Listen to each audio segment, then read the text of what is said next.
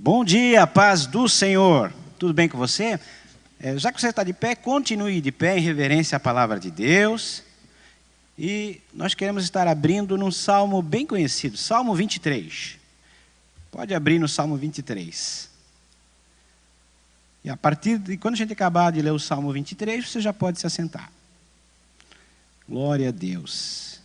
E antes de eu estar pregando essa palavra para vocês, eu sei da responsabilidade de pregar o Salmo 23. Um salmo que o mundo todo conhece, um salmo que talvez foi um dos mais conhecidos de Davi, mas eu creio que o Senhor vai falar conosco através desse salmo nessa manhã. Então, o Salmo 23, muito conhecido, diz assim: O Senhor é o meu pastor e nada me faltará. Deitar-me faz em verdes pastos, guia-me mansamente a águas tranquilas. Refrigera minha alma, guia-me pelas veredas da justiça por amor do seu nome. Ainda que eu andasse pelo vale da sombra da morte, não temeria mal algum, porque tu estás comigo e a tua vara e o teu cajado me consolam. Preparas uma mesa perante mim na presença dos meus inimigos. Unges a minha cabeça com óleo, meu cálice transborda. Certamente que a bondade e a misericórdia me seguirão todos os dias da minha vida, e habitarei na casa do Senhor por longos dias. Amém. Glória a Deus. Então, pode sentar. Eu quero dar um título para essa mensagem, e eu quero que você olhe para uma pessoa, pelo menos do seu lado, uma ou duas, e diga assim, o importante não é conhecer o salmo do pastor, mas conhecer o pastor do salmo. Diga, o importante não é conhecer o salmo do pastor, mas conhecer o pastor do salmo. Amém? E o título dessa mensagem é justamente esse: conhecendo o pastor do salmo e não apenas o salmo do pastor. É uma diferença gigantesca entre conhecer, o pastor do salmo e o salmo do pastor. Conta-se uma história, e é verídica, você já deve ter ouvido ela, que certa vez houve um concurso para a leitura do Salmo 23. Então, muitos eruditos, muitos sábios foram lá e leram muito bem o Salmo 23. E leram com toda a retórica, a gramática, que realmente assim era necessário para que esse salmo fosse lido. Porém, o Senhor chegou lá, então, e com simplicidade, ele leu o Salmo 23. E aquela plateia que até então tinha ouvido aqueles homens cultos, eruditos, você já deve ter ouvido isso, acharam bonito os outros. Porém, aquela pessoa simples, quando leu o Salmo 23, todos naquele auditório começaram a chorar. E alguém perguntou, por que isso? Os outros leram e não aconteceu nada. E esse senhor simples, quando foi ler, tocou na gente. Porque existe uma diferença entre conhecer o pastor do salmo e o salmo do pastor. E esse aí conhecia o pastor do salmo. E quando a gente conhece o pastor do salmo, é diferente. As palavras não são iguais. É diferente. E Deus queira hoje que eu possa transmitir para você um pouquinho do pastor do salmo. Não apenas o salmo do pastor. O salmo do pastor você já conhece. É o Salmo 23. Você já ouviu muitas vezes, recitou. Eu sei até de cor, talvez alguns de vocês saibam de cor o Salmo 23. Mas o importante não é saber o Salmo 23 ou o Salmo do pastor de cor. O importante é conhecer quem é esse pastor do salmo. E parece que eu vejo, a história conta, a Bíblia conta, melhor dizendo, que Davi era o 8º filho de Jessé. Tinha uns 7 antes deles. E se você perceber, o judeu, ele tem pela sua genética ele é diferente. Geralmente, ele não é nem ruivo e nem de olhos claros. Eles têm os olhos escuros. E Davi diz que ele era ruivo e de olhos claros e de gentil aparência. Ele era diferente na aparência, mas muito mais diferente no coração. E certamente todas as madrugadas, o pai dele dizia, ou durante a noite, o pai dele dizia, Davi, amanhã tu vai ter que cuidar das minhas ovelhas. Então tu levanta cedo, não vai dormir tarde, e vai lá e cuida dessas ovelhas. E todo dia pela madrugada, o pastor, ele tinha que sair com as ovelhas e levá-las até um certo lugar para elas então pastarem, tomarem água. E depois a caminhada, às vezes era todo dia a mesma rotina, ir e vir. E as ovelhas, elas têm algumas características muito especiais, e a gente vai ver logo em seguida. E certamente quando Davi ia, ele sabia o cuidado que ele tinha com aquelas ovelhas. E dizem que não era só ovelhas brancas, porque chega um texto ali que ele diz que o profeta fala para Davi assim, eu que tirei por detrás das ovelhas malhadas. E quando a gente fala em ovelhas malhadas, talvez a gente nem sabe o que se trata. A gente só pensa que é uma ovelha pintada, uma ovelha assim. Comercialmente, a ovelha malhada era de muito menos valor. Por quê? Porque a branca é que era mais cara. A branca era mais fácil de separar a lã. Agora aquelas malhadas tinha que separar. E Deus fez com que ele cuidasse das ovelhas malhadas, aquelas que pareciam que não tinham tanto valor. Uma ovelha malhada era colocado na frente do rebanho para que se viesse um lobo, para que se viesse alguém, um predador, ele primeiro pegasse aquela que valia menos, entre aspas. E hoje, Deus está falando para mim e para você. Ainda que você seja uma ovelha malhada, ainda que parece que não tenha valor, ainda que aos teus olhos você não é como aquela ovelha branquinha, sem pecado, quase santa, aos teus olhos Deus está dizendo, a ovelha malhada, eu tenho um pastor para ela. Quando eu boto o meu pastor, ele, não importa se ela é ovelha branquinha ou se ela é malhada, eu pego ela e cuido dela, aleluia. E Davi cuidava de cada uma dessas ovelhas. E o que a gente pode aprender então com esse salmo? Esse salmo, deixa eu colocar o meu cronômetro aqui para não passar muito do tempo.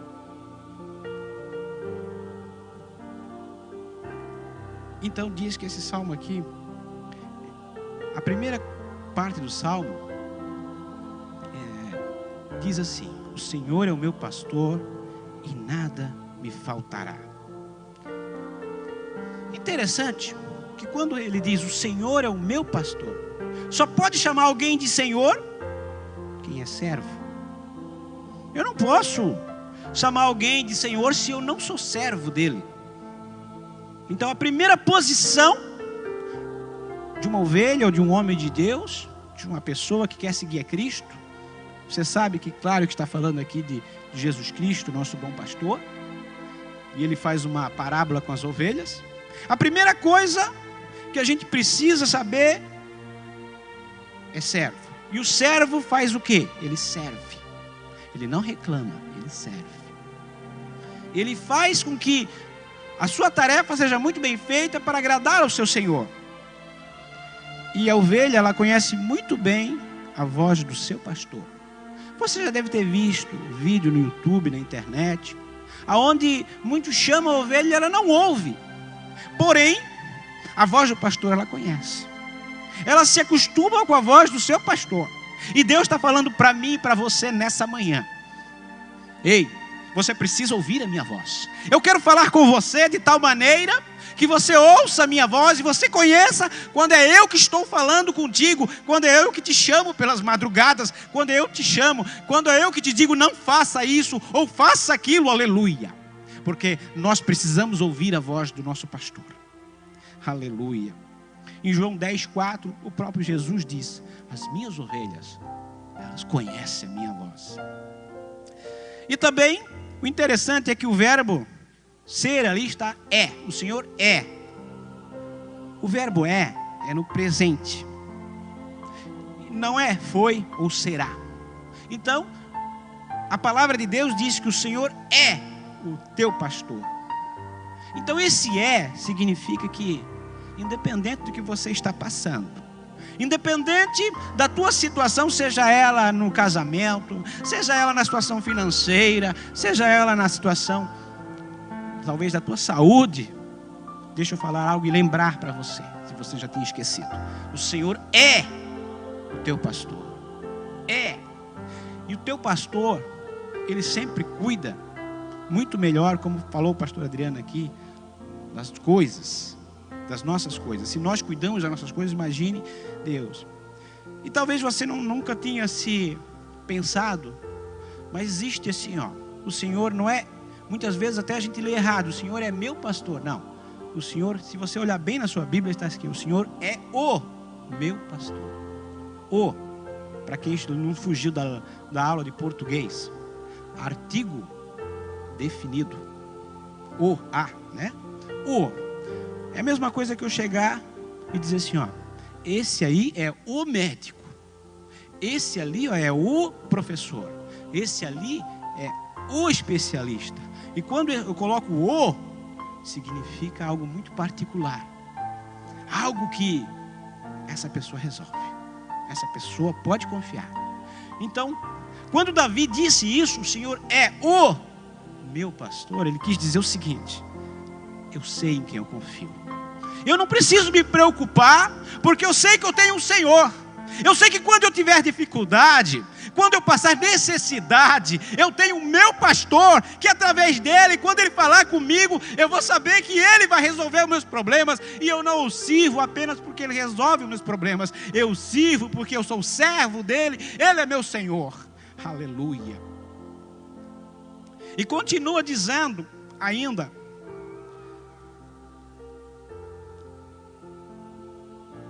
pastor. O que é um pastor? Pastor, claro, é aquele que cuida de ovelhas. Então a relação de uma ovelha e pastor é algo muito particular.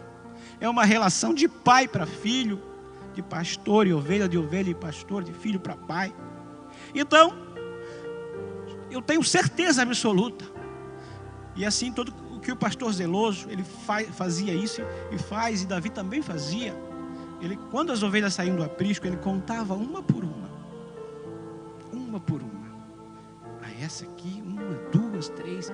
E ele até conhecia as características, o que cada ovelha gostava, o que cada ovelha não gostava, qual era mais teimosinha, qual era mais obediente. Então, por quê? Como ele ia saber se faltava alguma ovelha se ele não contasse? Deixa eu falar algo agora pelo Espírito de Deus.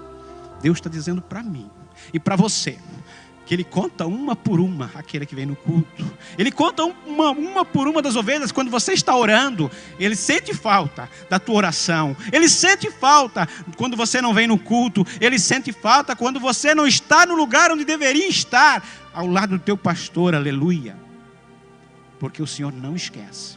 Eu e você podemos até esquecer de algumas coisas. De vez em quando alguém liga, pede alguma coisa, a gente acaba esquecendo na correria do dia a dia, deixa para depois.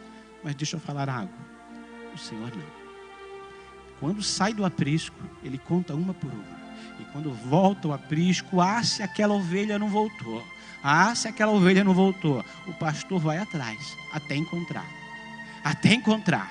E talvez, eu estou falando com alguém que há algum tempo saiu do aprisco, do lado do seu pastor. Eu nem sei porque estou dizendo isso, Deus sabe. E talvez você não voltou para o aprisco junto com o pastor. Deixa eu falar algo para a tua vida nessa manhã. O Senhor vai te buscar, aleluia. Não é à toa que você está aqui. Talvez nem você está aqui, talvez você está me ouvindo pela internet ou pela TV. Mas o Senhor vai ao teu encontro e Ele busca a ovelha perdida, porque Ele é o bom pastor, aleluia. O bom pastor, diz a palavra de Deus, que Ele dá a vida pela sua ovelha, aleluia. Glória a Deus. Isso significa então uma relação de intimidade. Aleluia. As ovelhas, elas não se acostumam fácil com outro pastor. Se você perceber, se você pesquisar, você vai ver que sempre com o pastor, às vezes tem um menino ou uma moça, como era o caso de Raquel, que tratava ali as ovelhas de Labão. Por que isso? Porque se um pastor morre e coloca outro pastor que elas não conhecem, elas são difíceis de acostumar, porque elas conhecem o seu pastor. Então geralmente eles colocavam um co-pastor, que era um menino, uma moça, para quê? Se aquele pastor não pudesse estar, ou acontecesse alguma coisa com ele, ele já tinha o seu substituto, já tinha o discípulo. E Deus está dizendo para mim e para você, se alguém perguntasse, quem é o teu pastor? Claro que é Jesus, mas por quem você está sendo discipulado? Quem é que você está ouvindo a voz? É importante nós termos alguém para nos orientar, porque senão a gente pega qualquer direção. Então, esse Salmo 23, ele começa dizendo que o Senhor é o meu pastor e nada me faltará. Significa relacionamento e suprimento. Relacionamento com Deus e suprimento. Muitas vezes a gente entende erroneamente esse nada me faltará. Na verdade, a tradução mais certa desse salmo seria o seguinte: o Senhor é o meu pastor e isso me basta. Isso me basta. Eu não tenho falta de mais nada, porque se o Senhor é o meu pastor, todas as outras coisas, elas vão vir no tempo, na hora e como Deus quer. Então a relação mais certa, a tradução mais certa seria: o Senhor é o meu pastor e isso me basta. Deus está dizendo para mim e para você: chega de ficar duvidando de Deus. Deus sabe quem você é, Deus te conhece. Se o Senhor é o teu pastor, isso te basta, porque Ele vai suprir todas as suas necessidades. O mais interessado em te abençoar é Deus. Se não fosse assim, eu não pregaria. Se não fosse assim, eu não creria num Deus tão bom, tão misericordioso. Aleluia. O Senhor é o meu pastor e isso me basta. Aleluia. Ainda não acontecesse mais nada, eu tenho o Senhor, aleluia. Glória a Deus. A segunda parte, no versículo 2, diz assim, ó: deitar-me faz em verdes pastos. Isto significa descanso. A ovelha, não sei se você sabia, ela só descansa em 4 condições: quando ela está segura, quando ela está sem fome, quando não é importunada por moscas e parasitas, e também quando não há atrito ou confusão. E eu pergunto para você nessa manhã: você tem descansado em Deus? Por que talvez você não esteja descansado em Deus? Será que você não se sente seguro? Quem se sente seguro, quem sabe quem é o seu Deus, quem sabe quem é o seu Pai, descansa em Deus, aleluia. Talvez você não tenha descansado porque não está com fome, ou está com fome. Hoje tem pasto aqui. Hoje tem pasto. Pasto significa a palavra. A palavra alimenta. A palavra, ela faz com que a gente realmente venha a ser suprido de todas as nossas necessidades. Como eu já falei, a palavra ela limpa, a palavra purifica, a palavra santifica, a palavra qualifica, a palavra edifica, a palavra é armamento, a palavra é suprimento, a palavra é mantimento, a palavra é pão, a palavra é água, a palavra é escudo, a palavra é broquel, a palavra é mel, a palavra é flecha, a palavra ataca, a palavra contra-ataca, a palavra revela, a palavra oculta, a palavra defende, a palavra é espada, a palavra é cinturão, a palavra ela é alimento para mim, a palavra é luz, como foi dito aqui. A palavra é Jesus Cristo, aleluia. A palavra de Deus é que mexe com a gente, porque isso, se a gente lê apenas como um livro, ela vai ser apenas um livro. Agora, se você lê essa palavra como algo que muda a tua história, algo que fala com você. E eu falava aqui com o Valdomiro e com a Brigitte antes de começar o culto: para conhecer a Deus, nós precisamos conhecer as Escrituras. Deus se revela através das Escrituras. Porém, para viver em Deus e com Deus, nós precisamos viver as Escrituras. Então, como que você vai conhecer a Deus se você não conhece as Escrituras? É preciso ler a palavra. Se a palavra não falar contigo, é porque você não está entendendo a linguagem de Deus na tua vida. E continua: guia-me mansamente a águas tranquilas. Isso é refrigério. A ovelha, não sei se você sabia, ela é tão medrosa que às vezes ela vai tomar água e ela se assusta com a sua própria imagem. Se aquelas águas não forem tranquilas, elas tiverem aquelas ondas que se faz na água, a ovelha vê a sua imagem distorcida e ela fica assustada, ela nem toma água. Ela é capaz de morrer de sede se ela vê aquela água com ondas, de tão medrosa que ela é. Ela precisa se enxergar como ela é mesmo, sem distorção. E assim somos nós.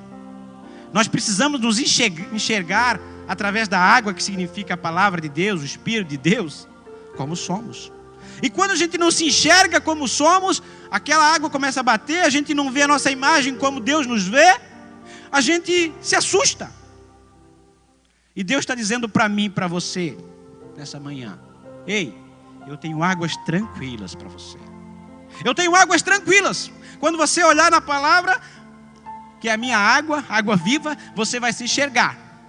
E essa água não vai ter ondas, não vai produzir uma imagem diferenciada na tua vida. Então você vai olhar e você vai ver quem você é em Deus. E quando você se enxergar dessa maneira, vai produzir então um refrigério. Vai produzir então uma paz interior que você nunca vai sentir em lugar nenhum. Quando você vê a palavra, você vê, diz que Jesus diz assim, ó, em Romanos 8:37. Mas em todas essas coisas, nós somos mais do que vencedores. Romanos 8:31 diz que se Deus é por nós, quem será contra nós? E eu poderia citar aqui 8.000 promessas para vocês na Bíblia. E essa água, é como você olhar a Bíblia, é uma ovelha se olhando na água e você dizer, isso é para mim. Ah, isso também é para mim. Ah, isso eu não estou vivendo, mas é para mim. Ah, é isso que o Pai quer comigo? Então tá, então essa água não tem distorção. Eu estou vendo claramente o plano de Deus para a minha vida. De tão medrosa que ela é. E às vezes o pastor tinha que pegar com a mão ou com um caneco, alguma coisa, e dar água para a ovelha. Porque ela não conseguia se olhar na água de tão medrosa que ela é. E nós, ovelhas, não somos iguais? Quantos medos nós temos? Sabe por que nós temos medo? Porque nós não sabemos de verdade quem é o nosso pastor. Nós não sabemos de verdade. A gente fala, mas nós não sabemos. Porque se a gente confia no pastor, a gente não precisa ter medo. A Bíblia diz em 1 João 4,18 que o perfeito amor lança fora todo medo. Aleluia. E as ovelhas só andam em bando. Deixa eu falar algo para você. Eu não sei, cada um tem a sua experiência com o Espírito Santo. Cada um tem a sua experiência. O que eu falar aqui é uma experiência minha com Deus. Você talvez sinta o Espírito Santo de outra maneira. Quando eu estou orando e Deus quer ministrar comigo, eu estou buscando a Deus, adorando, eu sinto um refrigério dentro de mim. Como se fosse uma água me lavando, uma água, sabe aquela água que você toma, bem gelada, assim, de uma fonte? É essa experiência que eu tenho. É como se fosse algo vindo de cima para baixo, me inundando, e aquilo me produz uma paz, uma tranquilidade. Eu não preciso de meditação para ficar zen, né? Aquilo me traz algo assim tão sereno, tão bom. E é assim que Deus trata comigo sempre. Eu sinto que é Ele me tratando. Mas é como eu digo sempre, o Espírito Santo está com você, independente de você sentir ou não. Mas é um sinal, geralmente, que Deus me trata. E a ovelha sentia isso. Ela tomava aquela água, ela tinha aquele refrigério, ela era renovada. E Deus está querendo renovar eu e você nessa manhã. E quando, muitas vezes eu vou ministrar em alguém, Deus diz assim, olha, ora por aquele fulano tal. É como se viesse um calor, um fogo do céu sobre a minha vida. E eu sei que é poder de Deus para ministrar em outras vidas. Isso é experiência que eu tenho, mas não quer dizer que vai acontecer exatamente com você. Lembrando que isso é comigo. Talvez eu estou falando isso porque algumas pessoas não sabem identificar a presença do Espírito Santo. A presença do Espírito Santo, ela é real na minha e na sua vida. E tem outras pessoas que sentem de outra forma. Então, deitar-me faz em verdes pastos e guia mansamente águas tranquilas. Descanso e refrigério. E continua o salmo. Refrigera minha alma. Guia-me nas veredas da tua justiça por amor do teu nome. Refrigera minha alma, é cura. Cura. Deus quer curar nossa alma. Porque alguém que não está curado está sempre reclamando, está sempre colocando a culpa do seu insucesso, do seu fracasso em alguma outra coisa. Ah, eu não estou bem por causa do fulano, por causa do governo, por causa daquela pessoa que fez isso, fez aquilo comigo.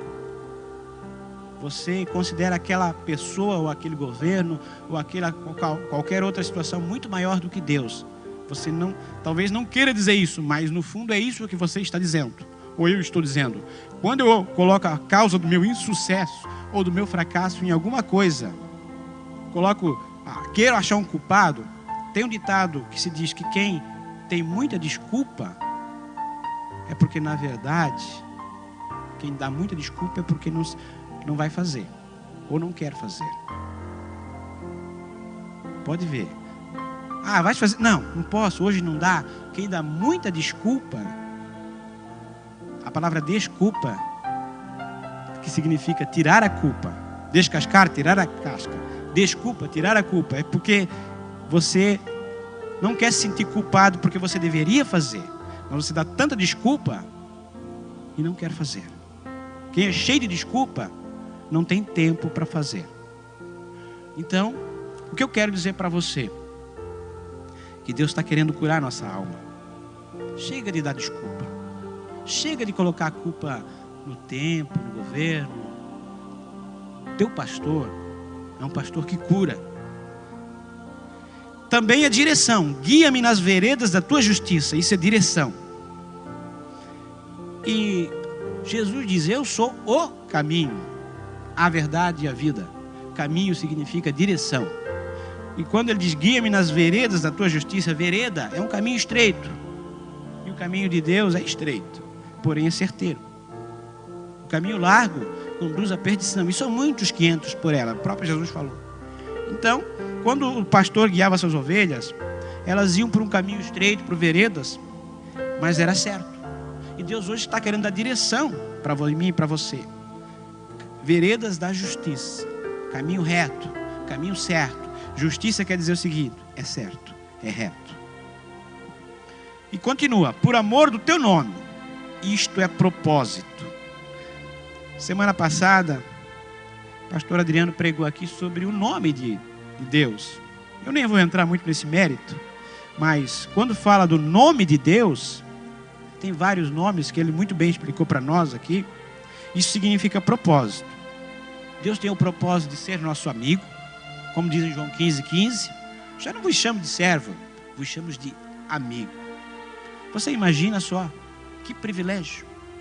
Se, por exemplo, vamos imaginar que a personalidade mais famosa do mundo, vamos imaginar o Donald Trump, quer você goste dele ou não, mas é o presidente norte-americano, e ele dissesse assim, olha, o Arno é meu amigo, né? Chegasse e dissesse assim em rede nacional, ou melhor, internacional, o Arno ia dizer, poxa, ele lembrou de mim.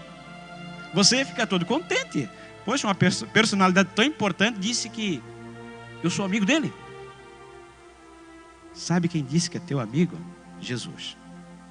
Imagine o privilégio lá no céu. Parece que eu vejo, pastor Adriano, o pai, o Jesus bate no pai, a cotovela ele diz assim, olha, o Pedro Schweigert, esse é meu amigo. O Pedro Imhoff é meu amigo. O Rony é meu amigo. E os anjos tudo escutando e sabendo que Deus tem amigos aqui, aleluia. Quando eu imagino isso, eu fico todo faceiro. Porque Deus é meu amigo, aleluia. Jesus é meu amigo. Glória a Deus. E também diz, um dos propósitos deles é nos salvar. João 3,16 diz, porque Deus amou o mundo de tal maneira, para que todo aquele que nele crê não pereça, mas tenha vida eterna. O meu amigo, eu quero que more comigo. Vida eterna para ele. Eu e ele vamos viver até a eternidade aí, junto. O outro propósito também é compartilhar as grandezas celestiais. Se você ou eu soubesse o que teria no céu, nós nem queríamos mais ficar na terra. Porque a Bíblia diz em 1 Coríntios 2,9, aquilo que o olho não viu, que o ouvido não ouviu, e aquilo que não chegou ao coração do homem, são estas as coisas que ele tem para aqueles que o amam. Você não sabe o que tem lá, você nunca viu, você nem imagina. Mas eu tento imaginar de vez em quando. Eu sou meio doido assim, né? Mas eu sei que eu não consigo. Mas imagina o que Deus tem para mim e para você no céu. Você tem que sonhar com o céu. Eu preciso sonhar com o céu. Quando eu começo a ler Apocalipse, eu fico imaginando, tentando imaginar algumas coisas. Então, por isso que Paulo, que foi ao terceiro céu, quando ele teve aquela visão, que foi ao terceiro céu, ele disse, para mim, o viver é Cristo, morrer é lucro. Ali em 2 Coríntios, se eu não estou equivocado, no capítulo 12, a partir do verso 2, ele fala dele mesmo. Ele diz assim, conheço um homem que há 14 anos em Cristo, se no corpo, não sei, se fora no corpo, não sei, Deus o sabe. E sei que tal homem foi arrebatado até o terceiro céu. E ele começa contando assim. E ele diz que lá ele ouviu palavras inefáveis, ou seja, que não dá para contar. Que é um homem que não é lícito falar. De alguém assim, me gloriarei, mas de mim mesmo não me gloriarei, senão nas minhas fraquezas. E ele disse assim, ó, que para que ele não se exaltasse pela excelência das revelações, foi dado um espinho na carne, a qual ele cerca dele orou 3 vezes, para que se desviasse dele, o mensageiro de Satanás. Mas o Senhor disse, a minha graça te basta, porque o meu poder se aperfeiçoa na fraqueza. E ele termina ali no 12, 10, dizendo assim, ó, porque quando estou fraco é que sou forte. O estar é passageiro, é momentâneo. Você pode estar passando dificuldade, mas você não é fraco. Você não é feito para ficar na dificuldade. Agora o ser é quem você é. Quando estou fraco é que sou forte. O ser é a tua essência. O estar é o momentâneo, é o passageiro. Você pode estar passando dificuldade, pode estar passando uma situação que é difícil, mas você não é isso que você está passando. Você é muito mais do que isso. Aleluia. E vamos terminando, vamos lá.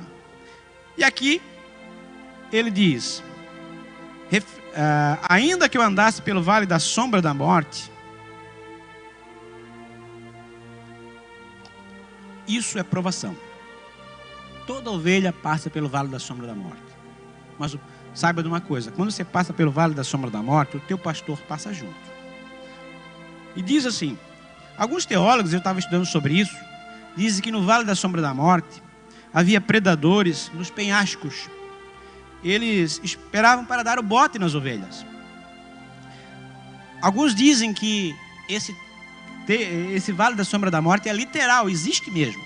Dizem que é um lugar de mais ou menos 27 quilômetros, cheio de penhascos, cheio de vales, e às vezes, dependendo, era um lugar seco, e às vezes, dependendo de quando chovia, aquilo enchia d'água, e se as ovelhas estivessem passando ali, poderia até morrer afogada. Então, e quando as ovelhas estavam com medo, passando por aquele vale da sombra da morte, elas poderiam ser devoradas por um predador, poderiam escorregar e cair, quebrar uma perna, alguma coisa assim. Então o pastor cantava, tocava uma harpa, falava com elas e acalmava. Deixa eu falar algo para você nessa manhã. Talvez você está passando pelo vale da sombra da morte, uma situação difícil na tua família, uma situação que parece que a qualquer momento você pode escorregar e cair, uma situação em que a qualquer momento o predador pode vir e te matar, acabar contigo. Sabe o que você tem que entender? É que nesse momento o teu pastor está contigo. Talvez ele está até cantando para você. Talvez ele está falando com você. E como é que você vai saber se ele está falando? Leia a palavra. Toda vez que a gente tem uma situação difícil, você pede para Deus falar com você, Ele se apresenta. Ele é maravilhoso através da sua palavra. Ele fala e aquela palavra consola, conforta a gente. E continua esse versículo dizendo, não temerei mal algum. Isso é proteção. As ovelhas se sentiam protegidas pelo pastor. Significa que quando você está com o pastor ainda no vale da sombra da morte, não precisa temer. Se você está em Deus, Ele está contigo. Todas as coisas cooperam para o bem daqueles que amam a Deus, que são chamados por seu decreto. Nós cantamos aqui ainda há pouco. Então Deus está contigo, porque tu estás comigo. De novo o verbo no presente, estás. Isso é fidelidade. Elas sabiam que o pastor nunca abandonaria. Às vezes até uma mãe pode abandonar um filho, um pai pode abandonar um filho, mas Deus nunca abandona os seus filhos. O pastor, o bom pastor, nunca abandona as suas ovelhas. Por mais longe que a ovelha vá, por mais longe que ela esteja, o pastor vai atrás. Ele vai atrás. Ele deixa as 99 e vai atrás daquela ovelha perdida. Mas ele vai. E continua. A tua vara e o teu cajado me consolam. O cajado e a vara, ele tinham basicamente 3 funções. Bom, a vara era para colocar as ovelhas no caminho certo. Muitas vezes a gente pensa que a vara é para bater nas ovelhas. Não, a ovelha é um animal dócil. Eles pegavam, quando a ovelha estava querendo se desviar, eles pegavam e colocavam elas no prumo novamente. A vara era para dar direção. O cajado, ele tinha uma ponta, que quando a ovelha caía no lugar, que era difícil com a mão do pastor pegar, ele pescava ela com aquela ponta. E uma terceira função é que quando vinham os predadores, ela é usada como arma também. Muitas vezes os cajados tinham uma ponta contra os predadores, que se tentasse arrebatar as ovelhas, era usado como arma. Por isso que ele diz: a tua vara e o teu cajado me consolam. Então colocavam em disciplina, a ovelha em disciplina. E disciplina é uma marca de discípulo. Você sabia que discípulo e disciplina é da mesma raiz? Então todo discípulo precisa ter disciplina. E o que é disciplina? Fazer as coisas como o seu mestre manda, como o manual diz, que é a Bíblia. E vai continuando: preparas uma mesa perante mim na presença dos meus inimigos. Isso é esperança. Deus vai honrar você na presença dos inimigos. Muita gente falou ou tem falado de você, mas se você ficar em Deus, Deus vai te honrar, vai dizer: olha, verdadeiramente esse ou essa é uma mulher, é um homem de Deus. Unges a minha cabeça com óleo. Isso é consagração.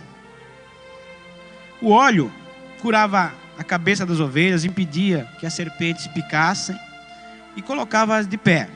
E assim será a unção na nossa vida. Curará nossa mente, nossos pensamentos, nos livrará do mal e nos colocará na posição que devemos estar.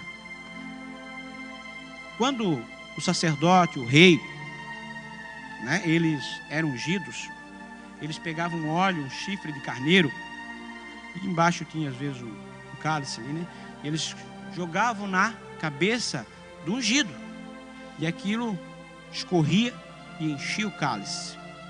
E Deus está dizendo para mim e para você nessa manhã: eu quero te ungir, eu quero derramar uma unção nova sobre a tua vida. Aleluia. E o teu cálice precisa transbordar. Glória a Deus. E continua, finalizando aí, esse versículo: meu cálice transborda. Isso é abundância. Depois o último versículo diz assim: certamente. Se Deus fala certamente, é porque é certo.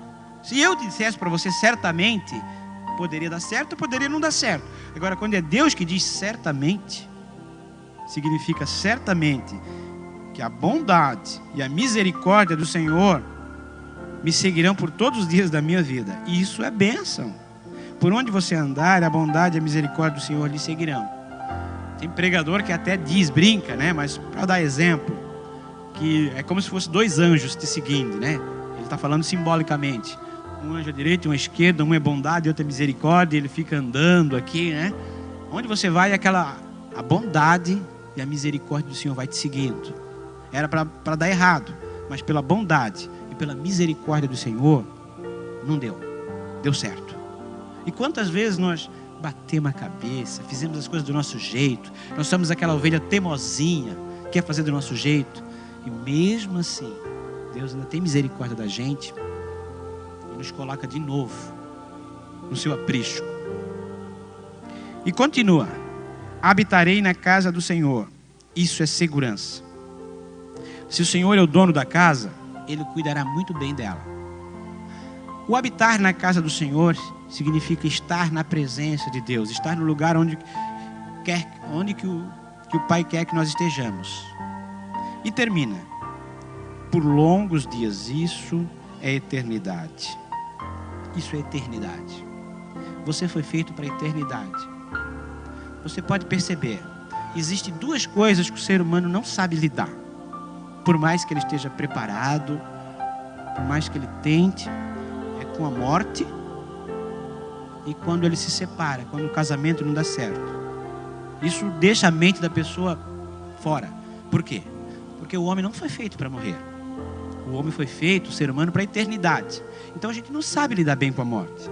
Sempre quando ela ocorre, a gente chora, a gente sente dor, e é normal acontecer isso. Acontece mesmo.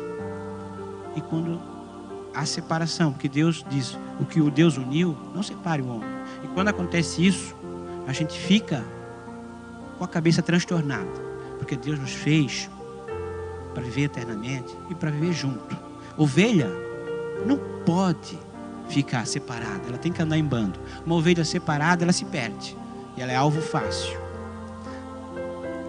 Glória a Deus. E eu não sei como é que você já tinha lido esse salmo.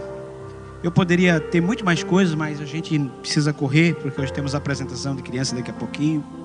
E eu não quero ser muito longo.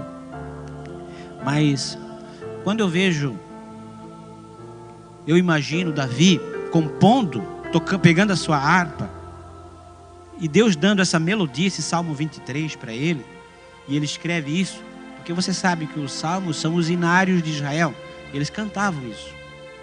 Foi algo que veio direto do céu. E quantas noites ele passou por perigos, ele teve que matar um urso, matar um leão, tirou a ovelha da boca do urso, da boca do leão, e ele deu a sua vida, que as ovelhas nem dele era do pai dele. E ainda, como Deus falou, eu te tirei de trás das malhadas. Poderia dizer, essa ovelha não tem muito valor, é uma malhada, deixa se perder mesmo. Davi disse, não, nenhuma ovelha tem que se perder. E talvez você seja uma dessas ovelhas malhadas, que se vê sem valor. E você diz, aí eu não tenho jeito, eu vou e volto, me perco. Mas Deus está dizendo assim, eu te trouxe aqui hoje para dizer que você tem muito valor. Ainda que você esteja na boca do leão, ainda que você esteja na garra do urso, eu, o Senhor, o teu pastor, não vou deixar você morrer. Essa situação que você está passando, eu é que estou cuidando. Eu ainda continuo sendo teu pastor. Eu quero te convidar a ficar de pé. Aleluia. Talvez você está se sentindo assim como uma ovelha dessas, sem pastor. Conta-se que houve um grupo de turistas que foi visitar aquela região do Egito, Israel ali, aquela região do Oriente Médio. E de repente eles viram um pastor quebrar a perninha da ovelha. E logo aquelas pessoas que defendem os animais disseram, meu Deus, que absurdo! Como um pastor pode quebrar a perna da sua ovelha? E daí o guia foi lá e conversou com o pastor e disse assim, o nosso grupo de turistas aí quer saber por que quebrou a perna. Ele disse assim, essa ovelha, ela fugiu por 3 semanas e eu não encontrava mais ela, né? E quando eu encontrei, ela estava toda suja. Eu peguei e trouxe ela de volta. Lavei, tosei ela, dei banho e eu cuidei dela. Porém, deu mais 2 dias, ela fugiu de novo. Quando eu encontrei ela estava lá e mesmo não sei que animal, não me lembro mais, mas um dos predadores estava prestes a devorar ela. E o pastor chegou exatamente na hora que esse predador estava prestes a devorar ela. E eu trouxe ela de volta. E quando eu lavei, tirei os carrapichos de novo, mais uma vez ela fugiu. Então, o meu patrão disse assim, mata essa ovelha, ela não vale nada, ela só te dá trabalho, você só perde tempo, você tem que deixar todas as outras ir atrás dela. Mas não, sabe o que eu fiz? Eu quebrei a patinha dela, porque vai me dar trabalho sim, todas as vezes que eu tiver que pastorear as outras ovelhas, mas ela vai no meu colo. Ela vai no meu colo, aonde quer que eu for, ela vai no meu colo, porque eu quero falar bem no ouvidinho dela, dizer que eu amo ela, que ela é importante para mim. E quando essa patinha curar, ela vai entender o quanto ela é importante nesse rebanho, o quanto ela é importante para mim. E aquele grupo de turistas ficou envergonhado de ouvir isso, sabendo do amor do pastor. E talvez, às vezes, você passou por uma dificuldade, parece até que aconteceu uma coisa difícil na tua vida. Não é porque Deus não te ama, não. É porque Deus quer te colocar no colinho dele. O pastor quer te pegar no colo e dizer, eu te amo. Não foge mais não. Se acostuma a ouvir minha voz. Eu sou o teu pastor, eu sou o teu Deus. Eu quero orar por você. Você que ouviu esse salmo e talvez nunca tinha visto dessa maneira. Se você quiser, eu não quero te forçar nada. Você diz assim, Senhor, eu de vez em quando eu sou essa ovelhinha desgarrada.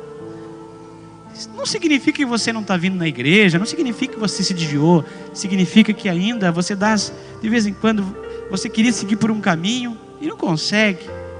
De vez em quando acontece alguns entraves na tua vida, você é obrigado a fazer concertos e concertos. Eu quero te convidar, se você quiser, dizer assim: Senhor, eu quero todas as promessas, essas 16 promessas aí desse salmo, eu quero para a minha vida. Eu te convido a vir aqui na frente, eu quero orar por você. Se você não quiser, não tem problema. Mas eu sei que, eu sinto que o Espírito de Deus quer tratar alguém, algumas pessoas nessa manhã. Eu sei que às vezes você não queria ser assim. O Espírito me diz, o Espírito Santo me diz. Você diz: poxa, eu não consigo, são anos que eu venho na igreja e ainda acontece esse vai e vem. Tem tantas coisas ainda que eu tenho até vergonha de contar e dizer que eu faço. Mas eu ainda sou essa ovelhinha que às vezes o papai precisa dar uma quebradinha para eu estar perto dele, só quando ele tem que quebrar a patinha e ele precisa me pegar no colo. Oh Deus, tu sabes, Pai, que elas não são minhas ovelhas, nem ovelhas do pastor Adriano, elas são tuas ovelhas, Pai. Porque se existe um pastor principal, és tu, Senhor Jesus. Pai, eu sei que tu ama tanto cada uma dessas ovelhas. E assim como o bom pastor, que quando as ovelhas saem do aprisco, uma por uma, eu sei que o Senhor conta, Senhor, cada uma dessas ovelhas. E sabe quando elas estão andando certo no rebanho, ou quando, Senhor, estão saindo do rebanho. Então, papai, em nome de Jesus, eu vou pedir para os presbíteros, os pastores que estão aqui na frente aí, está orando por esse pessoal. Ore. Se você quiser, assim como o pastor ungia, pastor Adriano, unja elas. Unja essas ovelhas. Quando o pastor ungia a ovelha, ele colocava o óleo na cabeça, era para que as moscas, as coisas que atrapalhavam, as vespas, não desviassem seus pensamentos e elas curassem. Então, papai, em nome de Jesus, Pai, unge, Pai, cada vida que está aqui, Pai. Em nome de Jesus, Pai, elas são tuas ovelhas, Pai. Eu oro, Senhor, para que haja um mover teu, Pai. Pai, Espírito Santo, em nome de Jesus, Pai, eu sei que existem pessoas aqui, Pai, que estão vindo e saindo, e tem coisas que eles se sentem, às vezes, como aquela ovelha malhada, sem valor, que acham que não tem mais jeito, porque não são aquelas ovelhas, elas queriam ser ovelhas branquinhas, ovelhas de destaque, mas elas se sentem essas ovelhas malhadas, Senhor, sem valor. Então, em nome de Jesus, Pai, o Senhor te diz, independente se a ovelha é branca ou se ela é malhada, ela é ovelha, e quando ela é ovelha, eu sou pastor, e isso basta, porque o Senhor é o nosso pastor, e isso basta, aleluia. E hoje, o Senhor está querendo dar um refrigério na tua vida, trazer paz, porque o Senhor é o teu pastor e nada lhe faltará, isso te basta. Vamos adorar o Senhor.